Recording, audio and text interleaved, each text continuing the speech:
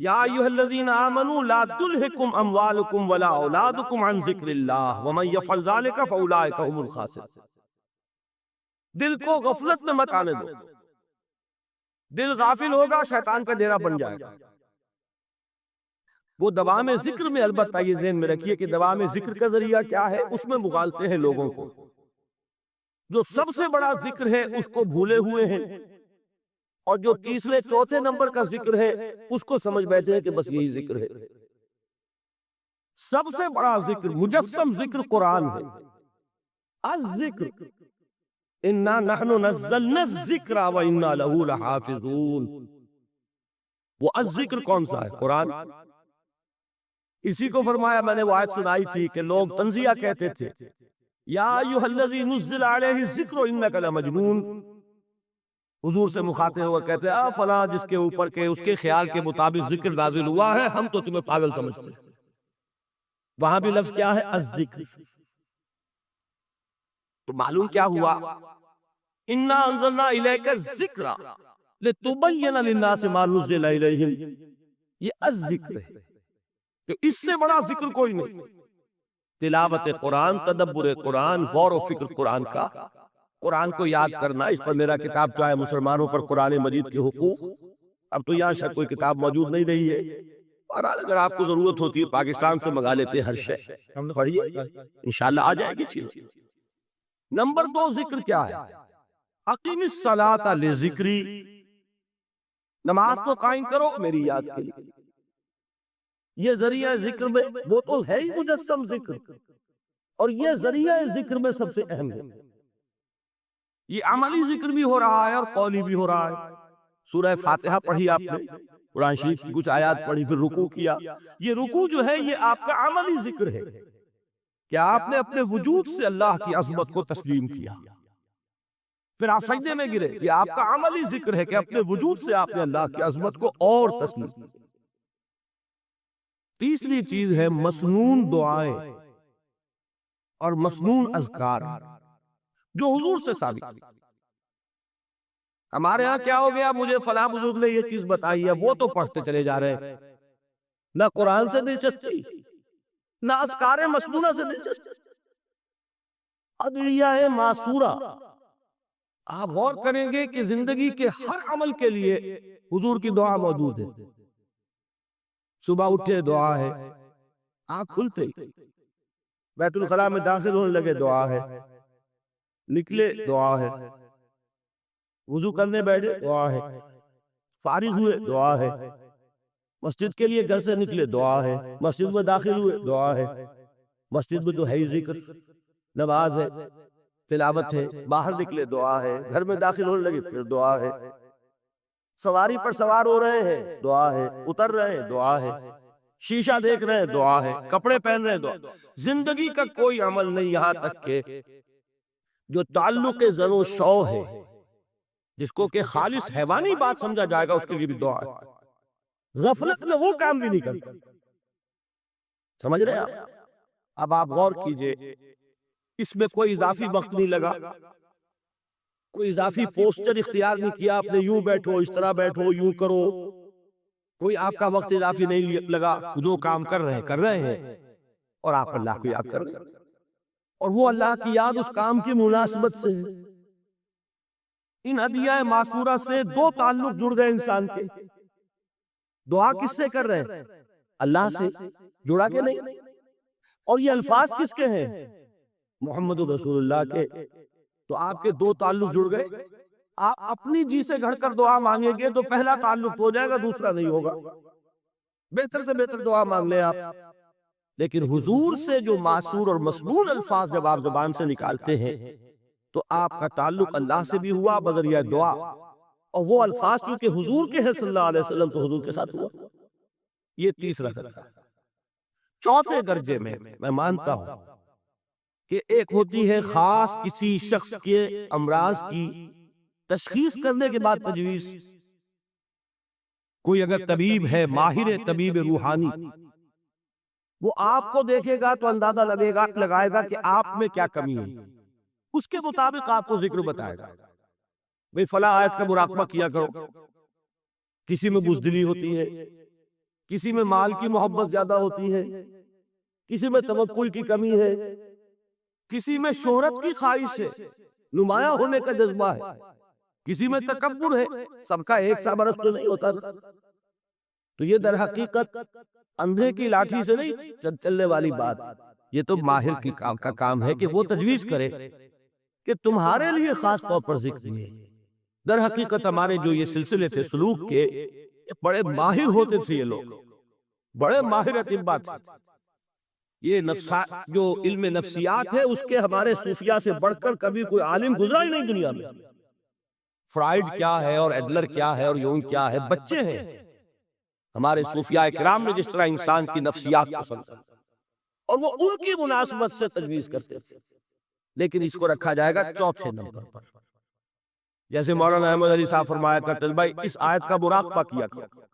مراقبہ کیا معنی؟ اب ان الفاظ کو بھی ہم نے خام خواہ کچھ خاص ایک شکل دے دی۔ مراقبہ کیا؟ توجہ کرنا، دھیان کرنا، خاص اس آیت کے اوپر، اس کے معانی پر اپنے ذہن کو جمانا۔ وہ کیوں ہے؟ تاکہ آپ کے اندر جو کمی ہے اس کی تلافی اس سے ہو۔ لیکن یہ کہاں آئے گا؟ چوتھے نمبر، سمجھ گئے؟ تو نفاق سے بچنے کا ذریعہ، پریونشن کیا ہے نفاق سے؟ دوام ذکر۔ نہ تمہیں تمہاری اولاد، نہ تمہارے اموال، نہ تمہاری تجارت، نہ کاروبار اللہ کے ذکر سے غافل نہ کر سکے۔ پنجابی میں کہتے ہیں کہ ہتھ کارول اور دل یار ول۔ کام کر رہے ہیں آپ، لیکن یہ کہ دل اللہ کے ساتھ لگا ہوا، زبان تر ہے اللہ کی یاد سے۔ جو قرآن یاد ہے، گاڑی میں آپ بیٹھے جا رہے ہیں، 2 گھنٹے آپ کو کار میں لگانے ہیں، قرآن پڑھتے جائیے، اس سے بڑا ذکری کوئی نہیں۔ یہ ہے پریونشن۔ اب اگر مرض ہو جائے تو کیا؟ اس کے لیے 2 چیزیں ضروری ہیں۔ ایک دیکھیے عجیب ہے، یہ نفاق کا علاج انفاق سے، صرف ایک الف لگا نا، انفاق کے معنی اور یہ بنا ہے کس سے؟ نفقت الدراہم، ایسے ختم ہو گئے، مک گئے، یا نفق الفرس، گھوڑا مر گیا۔ تو مال کو کھپانا، لگانا اللہ کی راہ میں، اگر دل میں نفاق کی کوئی علائش آئی ہے تو اس کا ازالہ ہوگا انفاق فی سبیل اللہ۔ مال اللہ کی راہ میں دیجئے، صدقہ کیجئے، خیرات کیجئے، دیجئے، اللہ کے دین میں لگائیے۔ جتنا لگائیں گے نفاق دھل جائے گا، اس لیے کہ اصل سبب نفاق کا ہے ہی حب دنیا، دنیا کی محبت۔ لہذا اس کا ازالہ ہوگا جو سب سے محبوب شے ہے، مال۔ انہو لحب الخیر لشدید، مال محبوب ترین ہے کہ نہیں؟ لہذا اس کو اللہ کی راہ میں لگائیں گے تو وہ نفاق دھل جائے گا۔ اور ایک اور چیز ہے جو بہت اہم ہے، بہت ہی شعوری طور پر اس کا اہتمام کیجئے۔ جس وقت دین کے کسی فرض کی انسان کو سمجھ آ جائے، اس کا شعور پیدا ہو جائے، پھر ڈیلے نہ ہو۔ ذرا سا ڈیلے جو ہے اس پر عمل کرنے میں، یہ در حقیقت نفاق کو جڑ پکڑنے کا موقع دینا ہے۔ امیڈیٹ ایکشن، ایک بات سمجھ میں آ گئی، فوراً عمل۔ اس میں شیطان کیا کرتا ہے؟ ذرا ٹھہر جاؤ، ابھی دیکھو یہ فرض ہے، یہ ذمہ داریاں ہیں، یہ کرنا ہے، اور پھر لگا دینا اپنے آپ کو۔ بہت سے لوگ کہتے ہیں بس یہ ریٹائرمنٹ کے بعد تو سارا میں دین کے لیے وقف کر دوں گا۔ اول تو خدا کے بندے تمہارے اندر رہ کیا جائے گا ریٹائرمنٹ کے بعد؟ سارا تو کھپ چکو گے، رہ کیا جائے گا؟ دوسرے یہ کہ یہ بھی جان لیجئے کہ کار دنیا کسے تمام نہ کر، ریٹائرمنٹ کے بعد کون فارغ ہو جاتا ہے؟ بیٹوں بیٹیوں سے فارغ ہوئے تو پوتے پوتیاں موجود ہیں، نواسے نواسیاں موجود ہیں، کبھی بھی وہ بوجھ ختم نہیں ہوتا زندگی کا۔ وہ تو یہ کہ آج بات سمجھ میں آئی ہے تو آج عمل ہونا چاہیے۔ قرآن مجید میں سورہ انعام میں بڑی شدید وعید آئی ہے، الفاظ ہیں یہ، وَنُقَلِّبُ أَفْئِدَتَهُمْ وَأَبْصَارَهُمْ كَمَا لَمْ يُؤْمِنُوا بِهِ أَوَّلَ مَرَّةٍ۔ انسان پر ایک حقیقت کا انکشاف ہوا کہ یہ بات حق ہے، فوراً تسلیم کرے، کسی مصلحت کی وجہ سے، کسی بزدلی کی وجہ سے، کسی لالچ کی وجہ سے، کسی اپنی سیادت یا قیادت کی وجہ سے، کیسے مان لوں؟ لوگ کہیں گے کہ یہ نیچے ہو گیا، وہ اونچا ہو گیا جس کی بات مانی، کسی وجہ سے رک گئے۔ تو اللہ تعالیٰ اندر سے وہ جو استعداد ہے حق کو پہچاننے کی وہ سلب کر لیتے ہیں۔ وَنُقَلِّبُ أَفْئِدَتَهُمْ وَأَبْصَارَهُمْ، ہم الٹ دیں گے ان کے دلوں کو بھی اور ان کی آنکھوں کو بھی۔ کیوں؟ كَمَا لَمْ يُؤْمِنُوا بِهِ أَوَّلَ مَرَّةٍ، اس لیے کہ وہ پہلی مرتبہ جب انکشاف حق ہوا ہے وہ ایمان نہیں لایا۔ اس کا میں ایک واقعہ آپ کو سنانا چاہتا ہوں کہ کس طرح صحابہ کرام پر بھی وقتی طور پر یہ واقعہ اگر صحابہ کرام کا نہ ہوتا تو یہ حقائق سمجھ میں نہ آتے۔ غزوہ تبوک کے موقع پر یہ میں جملہ انکمپلیٹ رہ گیا، ضعف ایمان کا حملہ ہو جاتا تھا، نفاق کا نہیں معاذ اللہ، لیکن ضعف ایمانی کی اگلی منزل شروع ہو جاتی ہے نا، نفاق۔ یہاں جھوٹ بولنا شروع کیا، نفاق، جھوٹی قسمیں کھانی شروع کی، سیکنڈ سٹیج، اور جہاں مومنین صادقین سے بغض اور عداوت پیدا ہو گیا وہ تھرڈ سٹیج۔ تو وہ ضعف ایمان کا کیسے ہوتا ہے یہ حضرت کعب ابن مالک نے بڑی تفصیل سے بیان کیا ہے۔ غزوہ تبوک کے موقع پر جہاں منافقین نے آ کر جھوٹے بہانے بنائے، جھوٹی قسمیں کھائیں اور حضور سے ایگزمپشن لے لی، چھٹی لے لی، رخصت لے لی، وہاں 3 ایسے صحابہ بھی تھے جو مومن صادق تھے، لیکن وقتی طور پر شیطان نے انہیں ورغلایا۔ کیسے ورغلایا وہ سمجھ لیجیے۔ کعب ابن مالک نے تفصیل سے بیان کیا ہے، اور میرے نزدیک یہ جہاں تک میرا مطالعہ ہے طویل ترین حدیث ہے، بخاری اور مسلم میں بھی موجود ہے۔ حضور جب واپس آئے ہیں اور اب آپ نے ایک ایک کو بلایا، جن لوگوں نے تو پہلے جھوٹی قسمیں کھا لی تھی ان کو تو بلانے کی ضرورت نہیں تھی، لیکن کچھ لوگ ایسے بھی تھے کہ جنہوں نے ایگزمپشن بھی نہیں لی تھی اور گئے بھی نہیں تھے، اب ان کو آپ نے ایک ایک کر کے پیشی ہوئی، آپ کیوں نہیں گئے تھے؟ تو اب جو منافقین تھے ان میں سے انہوں نے اس موقع پہ جھوٹی قسمیں کھا لی۔ خدا کی قسم حضور ہم تو بالکل تیار تھے، پوری میں نے تیاری بھی کر لی تھی، پورا ارادہ تھا، یہ وقتی طور پر یہ مصیبت مجھ پر آ پڑی۔ جس نے قسم کھائی حضور نے کہا اچھا ٹھیک ہے جائیے۔ کعب ابن مالک کی باری آئی تو ان کے الفاظ اپنے یہ کہ جب میں پیش ہوا تو حضور کے چہرے مبارک پر ایک غصے والی مسکراہٹ تھی، زہر خل کہتے، ایک مسکراہٹ ہے لیکن غصے کے ساتھ، غضبناک۔ آپ فرمائیے آپ کیوں نہیں گئے؟ حضرت کعب یہ فرماتے ہیں کہ میں نے عرض کیا کہ حضور زبان میرے پاس بھی ہے، جھوٹ میں بھی بول سکتا ہوں، لیکن جھوٹ بول کر میں اس وقت آپ کی ناراضگی سے تو بچ جاؤں گا لیکن اللہ کے پکڑ سے نہیں بچ سکوں گا۔ میں اعتراف کرتا ہوں کہ جتنا صحت مند میں اس زمانے میں تھا کبھی نہیں تھا، جتنا فارغ البال اس وقت تھا کہ میرے پاس ساز و سامان موجود تھا راستے کے لیے، اتنا میں کبھی نہیں تھا۔ لیکن ہوا کیا؟ ہوا یہ کہ مجھے میرے نفس نے، شیطان نے پٹی پڑھائی۔ وہ پٹی کیا پڑھائی؟ کہ حضور تو 30,000 کے لشکر کے ساتھ چلیں گے تو لشکر تو سلولی موو کرے گا نا، تمہارے پاس بڑی تکڑی، بڑی توانا صحت مند اونٹنی ہے، تم ذرا 2 دن بعد چلنا تیزی کے ساتھ اور حضور سے مل جانا، بس یہ تاخیر کاربار۔ تو انہیں خیال آیا کہ ابھی 2 دن گھر کی ٹھنڈی چھاؤں ہے، میں یہاں پہ جو آرام ہے وہ کر لوں۔ مجھے جگر کا شعر یاد آیا ہے کہ تپتی راہیں مجھ کو پکارے، دامن پکڑے چھاؤں گھنیری۔ ایک طرف فرض کی پکار ہے، اس میں تو ظاہر بات ہے کہ وہ تپتی راہیں ہیں، لا تنفروا فی الحر سنا چکا ہوا ہے۔ یہاں گھر میں نخلستان میں کھجوروں کی چھاؤں میں اہل و عیال میں یہ ٹھنڈی چھاؤں جو ہے یہ پکڑ رہی ہے، بھائی 2 دن ٹھہر کے چلے جانا، ٹھیک ہے، کوئی نیت میں خرابی نہیں ہے۔ اس کے بعد پھر جب ابھی 2 دن اور ٹھہر جاؤ، یہ تو بڑا لمبا سفر ہے، ذرا تیز اور دوڑ لینا۔ تو فرماتے ہیں کہ حضور میں اسی طریقے سے تاخیر و تعویق میں پڑا رہا، یہاں تک کہ ایک روز اچانک مجھ پر یہ چیز منکشف ہوئی کہ تو میں چاہے کتنا بھی تیز چل لوں میں آپ سے نہیں مل سکتا، میرے اعصاب ڈھیلے ہو گئے، اس طرح میں محروم رہ گیا۔ حضور نے بائیکاٹ کا حکم دیا صحابہ کو. 3 صحابہ تھے ایسے، 2 اور تھے جنہوں نے اسی طریقے سے اعتراف کیا. حضور نے حکم دے دیا کوئی ان سے گفتگو نہ کرے. سوشل بائیکاٹ بڑی سخت سزا تھی جو دی گئی ہے، اس کی بڑی تفاصیل ہے. اللہ تعالیٰ شوق دے تو وہ حدیث پوری پڑھیے. میں نے تو 2 جمعوں میں ایک مرتبہ صرف اس ایک حدیث کو بیان کیا تھا. شاید کہیں کیسٹس ہو میرے ہاں، ہمارے نمبر کوئی مجھے یاد نہیں ہے، لیکن یہ بڑی عجیب حدیث ہے. لیکن اس میں جو اصل سبق ہے وہ کیا ہے؟ اس طریقے سے شیطان لے تو لال، تاخیر، تعویق، ابھی کیا جلدی ہے، ذرا اس کام سے فارغ ہو لو، ذرا پھر تلافی کر لینا، ذرا زیادہ زور سے کام کر لینا. یہ وہ چیز ہے کہ جو وہ تو خیر صحابی تھے، بچ گئے. اگر وہاں جھوٹی قسم بھی کھا دیتے تو گئے تھے.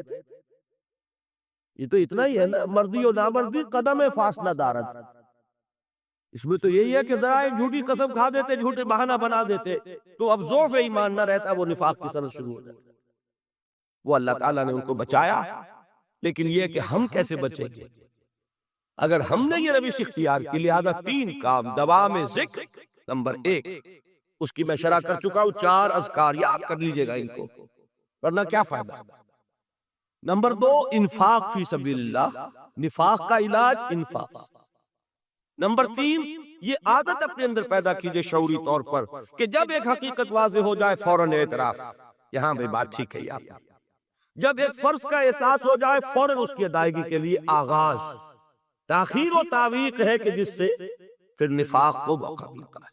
اللہ تعالیٰ مجھے اور آپ کو حقیقی ایمان عطا فرمائے اور نفاق سے بچائے رکھے. اب آئیے حقیقت و اقسام شرک پر. دیکھیے، ہر شخص یہ جانتا ہے کہ اسلام دین توحید ہے. ایک نظم میں اگر کہیں گے تو اسلام کا سب سے بڑا وصف، سب سے بڑی علامت توحید. مجھے اقبال نے کہا کہ توحید کی امانت سینوں میں ہے ہمارے، آسان نہیں مٹانا نام و نشاں ہمارا. تو توحید ہے. توحید کی ضد ہے شرک. ٹھیک، اس سے میں نتیجہ نکالتا ہوں.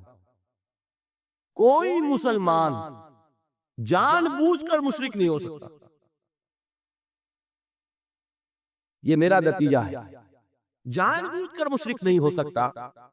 وہ شرک میں مبتلا ہوگا تو نہ سمجھی میں ہوگا، نہ دانی میں ہوگا، تو اسے شرک نہیں سمجھے گا. یہ ممکن نہیں ہے کہ کوئی مسلمان ہو، گیا سے گیا مسلمان، گزرا سے گزرا مسلمان، گھٹیا سے گھٹیا مسلمان، لیکن وہ شرک کو شرک سمجھتے ہوئے اس پہ آلودہ ہوتا کیا سمجھ میں نہیں آتا کہ شرک. تو ضرورت بہت ہے کہ ہم یہ پہچانیں کہ یہ شرک ہے کیا. دوسری بات یہ جان لیجئے، ہمارے دین میں ناقابل عفو جرم کون سا ہے؟ 2 مرتبہ بیان فرمایا گیا سورہ نساء میں صرف. ان اللہ لا یغفر ان یشرک بہ ویغفر ما دون ذلک لمن یشاء. اللہ تعالیٰ اسے تو ہرگز نہیں بخشے گا کہ اس کے ساتھ شرک کیا جائے، ہاں اس سے کم تر جس کو چاہے گا معاف فرما دے. نوٹ کر لیجئے، اس کی بھی اندر بھی اوپن لائسنس نہیں ہے کہ بقیہ سارے گناہ لازماً معاف کر دے گا. یہ نہیں ہے. اس سے تو آپ میں جرت پیدا ہو جائے گی، باقی سب کیے جاؤ. یہ نہیں، جس کو چاہے گا بخش دے گا، لیکن امید ضرور دلا دی کہ شرک سے کم تر کوئی گناہ ہو تو اس کے بخشش کی بغیر توبہ کے اللہ تعالیٰ نے امید دلائی. توبہ سے تو شرک بھی معاف ہو جائے گا. اس سے مراد کیا ہے؟ بغیر توبہ کے. اللہ تعالیٰ نے فرمایا کہ اور گناہوں کے بارے میں تو امید کی جا سکتی ہے، لیکن شرک کے بارے میں ہرگز نہیں. اہمیت واضح ہو گئی. مزید نمبر 3، اس شرک کی ہماگیریت کا عالم یہ ہے کہ سورہ یوسف کی آیہ مبارکہ ہے وَمَا يُؤْمِنُ أَكْثَرُهُمْ بِاللَّهِ إِلَّا وَهُمْ مُشْرِكُونَ. انسانوں کی اکثریت کا حال یہ ہے کہ وہ اللہ پر ایمان نہیں رکھتے مگر کسی نہ کسی قسم کے شرک کے ساتھ. یہ یونیورسلٹی ہے اس کی. کہ اللہ کو بھی مان رہے ہیں لیکن کسی نوع کا شرک جو ہے وہ بھی لگا رکھا. وَمَا يُؤْمِنُ أَكْثَرُهُمْ بِاللَّهِ، انسانوں کی اکثریت کا حال یہ ہے کہ وہ ایمان نہیں رکھتے اللہ پر الا وهم مشرکون، مگر یہ کہ کوئی نہ کوئی شرک بھی کرتے ہیں. چوتھی بات یہ سمجھیے کہ شرک ہر دور میں بھیس بدل کر آتا ہے. یہ ضروری نہیں ہے کہ شرک کی جو قسمیں آج سے 200 برس پہلے تھی صرف وہی آج بھی رہے. ہو سکتا ہے کہ بالکل نئی شکلیں اس شرک نے اختیار کر لی. اس سے کیا نتیجہ نکلا کہ اگر اجتہادی بصیرت نہیں ہوگی تو ہو سکتا ہے کہ ایک شخص جو ہمارے سابق علماء نے لکھ دیا کہ یہ چیز شرک، یہ چیز شرک، یہ چیز شرک، یہ چیز شرک، آج سے 500 برس پہلے کا انسان بڑے سے بڑا عالم دین اپنے زمانے کے شرک کو پہچان کر تو لکھ سکتا ہے. اس سے تو آپ بچ رہے ہیں. امام ابن تیمیہ نے اس کو شرک قرار دیا، اس کو شرک قرار دیا، اس کو شرک قرار دیا. کوئی شخص ہے جو اس سے تو بچ گیا. امام صاحب کی دی ہوئی بصیرت سے اس نے ان جو اقسام ہے شرک کی ان کو پہچان لیا، لیکن یہ عین ممکن ہے کہ آج کے شرک کو وہ نہ پہچان رہا ہو. اپنی جگہ وہ سمجھ رہا ہو اپنے آپ کو بہت بڑا موحد، جبکہ اس دور کا جو شرک ہے اس میں ملوث ہے. اس کو میں نے کہا ہے کہ شرک کے بارے میں بڑی اجتہادی بصیرت کی ضرورت ہے. فارسی کا ایک شعر ہے، بڑا پیارا شعر ہے، بہر رنگے کے خواہی جامہ می پوش، من انداز قدت را می شناسا. اپنے محبوب سے کہہ رہا ہے شاعر کہ تم جس طرح کا چاہو لبادہ اوڑھ لو، میں تمہیں تمہارے قد سے پہچان لوں گا. کتنا ہی چھپا لو اپنے آپ کو، کیسے ہی لباس بدل لو، بہر رنگے کے خواہی جامہ می پوش، من انداز قدت را می شناسا، میں تمہارے قد سے تمہیں پہچان. یہ اگر بصیرت نہ ہو کہ شرک کو اس کے قد سے پہچان سکیں آپ، اس کے لیے ضرورت ہے اصولوں کی. دیکھیے جس طرح الجبرا کے اصول ہوتے ہیں، فارمولا ہے، فارمولا ہاتھ میں آ گیا، مسئلے حل کرتے چلے جا رہے ہیں، آپ اپلائی کرنے کی دیر ہے فارمولے کی. اگر آپ نے صرف گنتی کر کے کسی زمانے کے شرک وہ تو سمجھ لیے، لیکن وہ بصیرت باطنی حاصل نہیں ہوئی، اجتہادی بصیرت، وہ اصول ہاتھ میں نہیں آئے کہ جس سے آپ پہچان سکے، تو ہو سکتا ہے کہ اس طور کے شرک کو آپ نہ پہچان سکے. اس کے لیے ضرورت ہے کہ اصل اصول ہاتھ میں آ جائے تاکہ اصولوں پہ اپلائی کریں. ایک بات مجھ سے اور سن لیجئے، میرا اپنا یہ تاثر ہے، ہمارے دین میں خیر، بھلائی، نیکی، چاہے وہ نظریے کی ہو، علم کی ہو، عقیدے کی ہو، عمل کی ہو، اخلاق کی ہو، وہ سب کیا ہے؟ وہ توحید ہی کے شجرہ طیبہ کی شاخیں ہیں. اور شر، برائی، گمراہی، خیالات کی ہو، نظریات کی ہو، علم کی ہو، عقیدے کی ہو، عمل کی ہو، اخلاق کی ہو، سب کے ڈانڈے شرک کے شجرہ خبیثہ سے ملتے ہیں. اس شجرہ خبیثہ کے برگوبار ہے جو بھی برائی ہے، عمل کی یا علم کی، اور اس شجرہ طیبہ کے برگوبار ہے جو بھی خوبی ہے، عمل کی یا عقیدے. یہ میرا تاثر ہے. اور جب تک اس انداز میں وہ آپ کو اندرونی رشتے ظاہر نہیں ہوں گے، آپ پر منکشف نہیں ہوں گے، وہ اجتہادی بصیرت جو ہے پیدا نہیں ہو سکے گی. اب آئیے ایک اور بات دیکھیے، شرک میں اور الحاد میں کیا فرق ہے یہ بھی ہم نہیں سمجھتے. الحاد، مادہ پرستی، وہ کیا ہے؟ ایتھیزم، کسی بھی خدا کا انکار. ہمارے آج کے دور کی سب سے بڑی گمراہی یہ ہے. شرک کیا ہے؟ خداؤں کو ماننا. یہ کیا ہے؟ تھیزم ہے، لیکن پولی تھیزم ہے. توحید کیا ہے؟ مونو تھیزم ہے، ایک خدا کا ماننا. لیکن شرک کے اندر ایک اور حقیقت کو پہچان لیجئے، شرک میں ہمیشہ ٹاپ پر ایک خدا کو مانتے ہیں. باقی سارے خدا نیچے ہوتے، اوپر جا کر وہ توحید ہوگی ہمیشہ۔ کوئی مشرکانہ نظام ایسا نہیں ہے جو ٹاپ پر جا کر توحید نہ بن جائے۔ دیکھیے ہندو دیویاں دیوتا بے شمار، لیکن مہادیو وہ بھی کیا دو ہیں؟ مہادیو وہ تو ایک ہے۔ انگریزی میں گاڈز گاڈیسز، لیکن وہ چھوٹے جی سے لکھے جائیں گے، چھوٹے جی سے لکھے جانے والے gods and goddesses. Roman mythology ہو، گریک مائتھولوجی ہو، ان دیویوں دیوتاؤں کے نام ہی آپ نہیں یاد کر سکتے، لیکن گاڈ بڑے جی سے وہ ایک ہے کہ نہیں؟ ٹاپ پر جو ہے وہ ایک ہے، اس کو وہ بھی مانتے ہیں کہ اومنی پوٹنٹ، اومنیشنٹ، اومنی پریزنٹ، علی کل شیء قدیر، بکل شیء علیم، ہر جگہ موجود، وہ تو ایک ہی ہے، وہ تو کیپٹل جی سے لکھا جائے گا۔ باقی اس کے نیچے فوج ہے دیویوں کی، دیوتاؤں کی، خداؤں کی اور خدانیوں کی، وہ گاڈز اینڈ گاڈیسز ہیں۔ عرب میں کیا تھا؟ میں نے پہلے آپ کو وہ دو مثالیں دے دی ہیں، تیسری اور ایران کی لے لیجئے، خیر کا خدا اور شر کا خدا اور،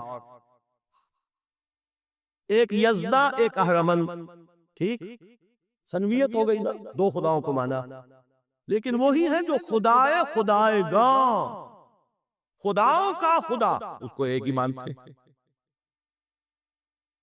یہی معاملہ عرب میں تھا، اللہ وہ ایک ہی تھا ان کے یہاں۔ قرآن میں آتا ہے ان سے پوچھئے وَلَئِن سَأَلْتَهُم مَّنْ خَلَقَ السَّمَاوَاتِ وَالْأَرْضَ لَيَقُولُنَّ اللَّهُ، جب ان سے کہا جاتا ہے کہ کس نے پیدا کیا آسمان اور زمین کو، یہ فوراً کہیں گے اللہ۔ وَأَنَّىٰ يُؤْفَكُونَ، تو یہ ماننے کے بعد کدھر جا رہے ہیں؟ وہ کیا کہتے تھے کہ وہ بڑا اللہ تو ایک ہی ہے، لیکن چھوٹے آلہہ ہیں۔ آلہہ اور اللہ میں وہی فرق ہے جو کیپٹل جی کا گاڈ اور چھوٹے جی سے گاڈز اینڈ گاڈیسز، وہی فرق ہے کہ جو مہادیو اور دیویوں اور دیوتاؤں میں ہے، وہی وہاں تھا اللہ، وہ ایک اور سپریم، سب سے بالا تر، اس سے اوپر کوئی نہیں، تخلیق میں اس کا کوئی ساجی نہیں، لیکن اس نے کچھ آلہہ ہیں جنہیں کچھ اختیارات تقسیم کیے ہوئے، کچھ اس کے لاڈلی ہستیاں ہیں جو سفارش کر سکتی ہیں۔ بس یہ شرک تھا مشرکین مکہ کا، بات سمجھ رہے ہیں؟ اس کا جائزہ لیں گے تو آپ کو، اور جو آج شرک کی اقسام میں بیان کروں گا اس کو ہاتھ میں لیں گے تو کسی موحد کا تلاش کرنا مشکل ہو جائے گا۔ ڈھونڈ اب ان کو چراغ رخ زیبا لے کر، آج جن کا نام مسلمان ہے ان کی اکثریت کسی نہ کسی نوع کے شرک میں مبتلا ہے۔ اب آئیے اقسام شرک۔ اقسام شرک میں بھی وہی کیفیت ہے جو نفاق کے بارے میں میں نے عرض کی تھی کہ ایک تقسیم یہ ہے جو علماء نے کی ہے، ایک ہے عقیدے کا نفاق، ایک ہے عمل کا نفاق، اسی طرح ایک ہے عقیدے کا شرک، ایک ہے عمل کا شرک۔ عقیدے میں نہیں، عمل میں۔ ایک تقسیم آپ نے سنی ہوگی شرک جلی، شرک خفی، ایک ہے ننگا شرک، کھلم کھلا شرک، ایک ہے چھپا ہوا شرک جو نظر نہیں آتا۔ لیکن ایک مغالطہ اپنے دل سے نکال دیجئے، بعض لوگ شرک خفی کو شرک نہیں سمجھتے، یہ بہت بڑی غلطی ہے۔ اگر وہ شرک نہ ہوتا تو حضور اسے شرک نہ کہتے، کوئی اور لفظ، عربی زبان کا دامن جو ہے محدود نہیں ہے، پھر اس کے لیے کوئی اور لفظ اختیار فرمایا جاتا ہے وہ شرک۔ لیکن ایک شرک ہے جلی جو نمایاں ہے، نظر آ رہا، ایک ہے شرک خفی جو نظر نہیں آ رہا، اور وہ کتنا خفی ہو سکتا ہے اس کی ایک مثال دی حضور نے۔ شرک خفی اتنا خفی ہو سکتا ہے، ذرا مبالغہ دیکھیے جو حضور نے بات کو سمجھانے کے لیے مثال میں جو مبالغہ اختیار فرمایا۔ ایک سیاہ اندھیری رات میں ایک سیاہ پتھر پر ایک سیاہ چیونٹی کو رینگتے ہوئے دیکھنا جتنا مشکل ہے، اتنا ہی شرک خفی کا پہچاننا مشکل ہے۔